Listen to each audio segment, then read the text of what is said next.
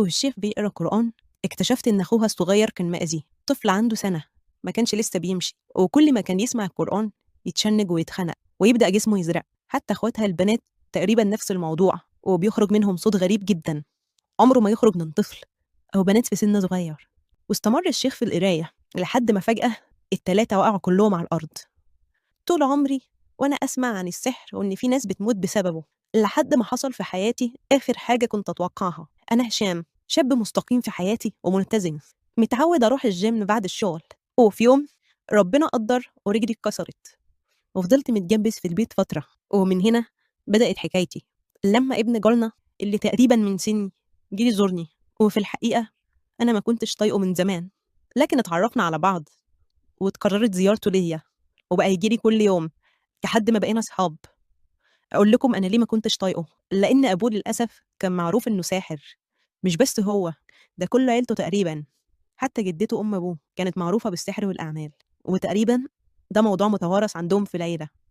لكن لما قعدت معاه واتكلمنا مع بعض، حسيت إن هو جواه إنسان كويس.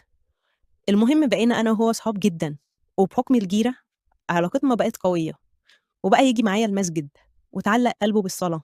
لحد ما في يوم قال لي إن أبوه عنده كتاب سحر مشهور قوي، غير إنه كان بيتابع فيديوهات للتنجيم وبيتكلم مع منجمين. وساعتها عرفته إن ده حرام، وأثبتت له ده من القرآن والسنة.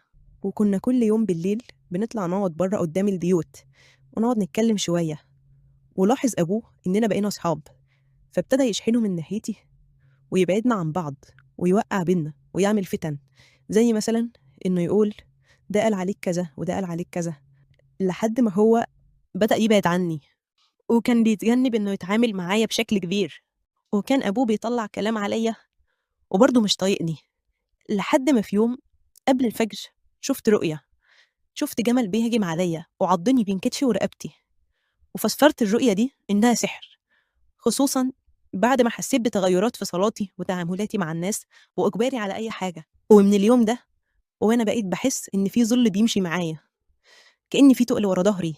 ودايما حتى في الشغل أو في أي مكان أحس إن أنا في معركة مش شايف خصمها، أحس إن أنا عندي مشكلة نفسية، صراع جوايا مش عارف أوله من آخره. حتى في الصلاة دايما متشتت، دايما تركيزي ضعيف. حتى معاملاتي مع الناس بدأت تتغير. الناس اللي كنت بستقبلهم بابتسامة بقيت فجأة عصبي جدا معاهم، كأني شايل هم أنا مش عارف هو إيه. صحابي كلهم لاحظوا وأهلي سألوني، لكني كنت ببعد، مش عارف حتى أشرح وأقول لهم أنا فيا إيه. أنا مش فاهم نفسي،